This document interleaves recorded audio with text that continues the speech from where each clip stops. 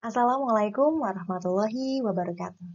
Berjumpa kembali bersama saya Elis Widiati di mata kuliah Perilaku Konsumen. Saat ini kita telah masuk ke sesi pertemuan keempat yang akan membahas tentang motivasi konsumen.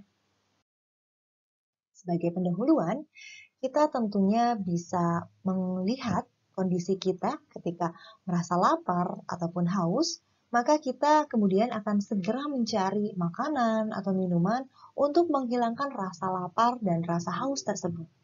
Rasa lapar dan haus tersebut akan mendorong seseorang untuk mencari makanan dan minuman. Dorongan tersebut yang dinamakan dengan motivasi.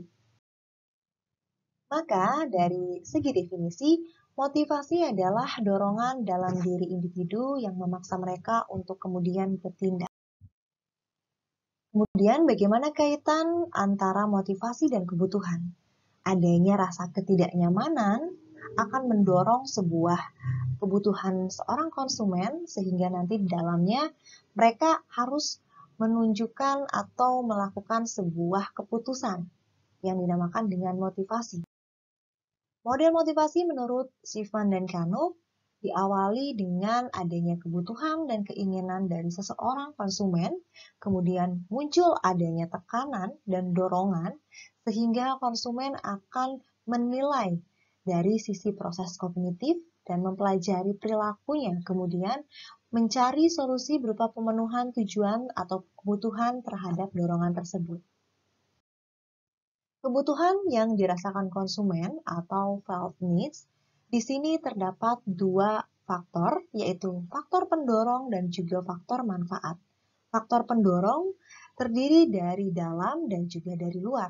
Kalau dari dalam berarti hal tersebut terkait survival dari individunya.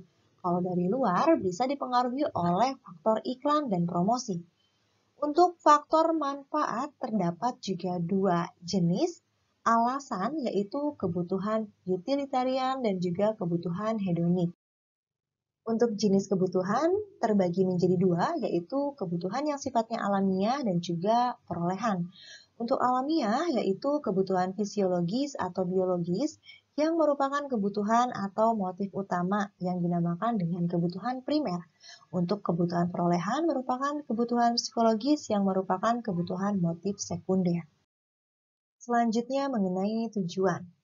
Tujuan terbagi ke dalam dua jenis yang bersifat generik dan juga produk khusus. Untuk yang generik merupakan kategori umum dari tujuan yang dipandang sebagai cara untuk memenuhi kebutuhan. Contohnya, saya mau makan siang. Akan berbeda ketika ada aktivitas yang sifatnya produk khusus. Produk atau jasa dengan merek tertentu akan dipilih oleh konsumen sebagai tujuannya. Contohnya, saya mau makan siang di restoran ayam goreng Suharti, maka ia telah memiliki aktivitas yang lebih khusus pada produk tertentu. Contoh yaitu iklan atau perilaku konsumen mengenai tujuan yang sifatnya generik dan juga produk khusus tadi. Misalnya, seorang konsumen saat terkena diare akan mencari obat yang menyembuhkan diarenya tersebut. Secara tujuan generik, ia membutuhkan obat. Dan pilihannya akan jatuh misalnya pada produk Neo Entrostop.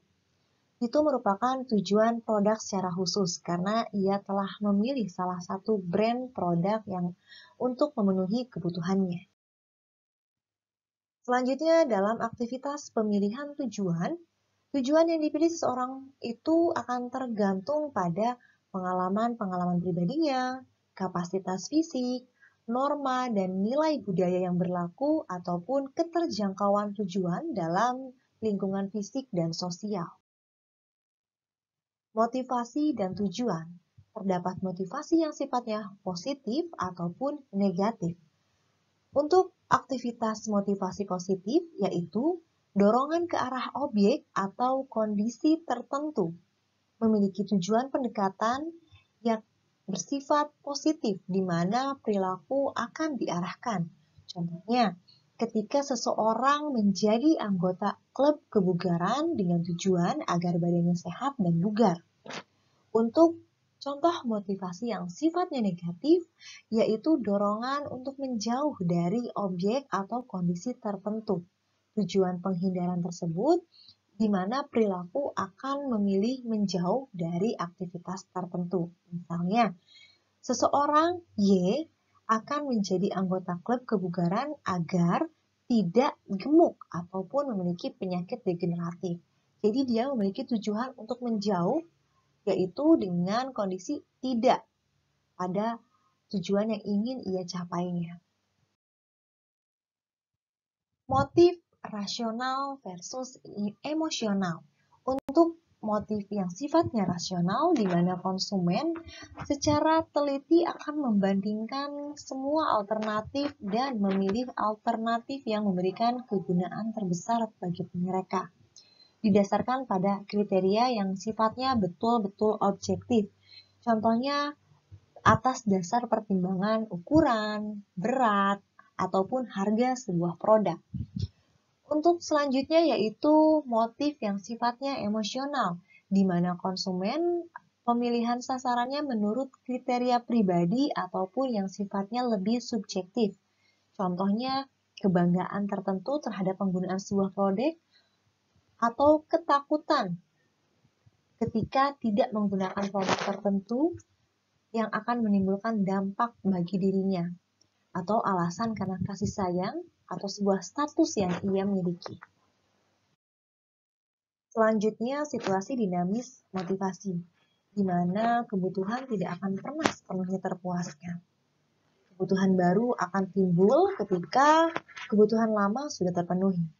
Dan orang-orang yang tujuannya telah tercapai, kemudian akan kembali membuat tujuan baru yang lebih tinggi. Karena dengan kondisi seperti itulah, seorang konsumen akan memiliki dorongan dan motivasi untuk mencapai pemenuhan kebutuhannya. Berikut merupakan perubahan kebutuhan konsumen yang terjadi pada masa pandemi saat ini. Tren minat belanja online produk non-kesehatan selama musim COVID-19 di Indonesia ini juga mengalami perubahan. Konsumen saat ini banyak membeli produk secara online, contohnya sepeda, membeli webcam juga, dan juga produk-produk yang mengandung aloe vera.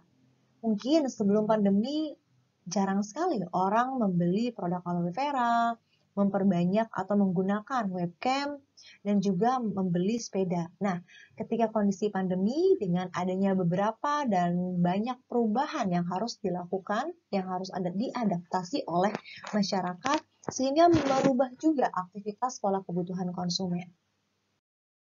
Selanjutnya, kegagalan dalam mencapai tujuan mengakibatkan frustasi. Sebagian orang akan mampu beradaptasi, namun sebagian lainnya akan mengadopsi mekanisme pertahanan untuk melindungi egonya. Mekanisme pertahanan merupakan cara orang dalam mendefinisikan kembali situasi yang membuatnya frustasi untuk melindungi self-image-nya dan juga self-esteem-nya.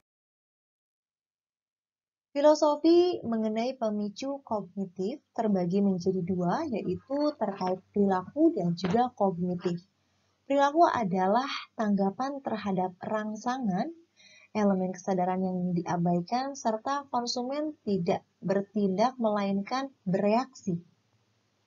Dan kalau untuk kognitif, yaitu perilaku yang diarahkan pada pencapaian tujuan, di mana perlu mempertimbangkan kebutuhan, sikap, kepercayaan, dan memahami perilaku konsumen. Berikut merupakan hierarki kebutuhan Maslow, dimulai dari kebutuhan fisiologis, yaitu contohnya kebutuhan untuk makanan, air, udara, tempat tinggal, ataupun kebutuhan seksualitas. Kebutuhan berikutnya yaitu kebutuhan keselamatan dan keamanan, yakni meliputi perlindungan, ketertiban, ataupun stabilitas.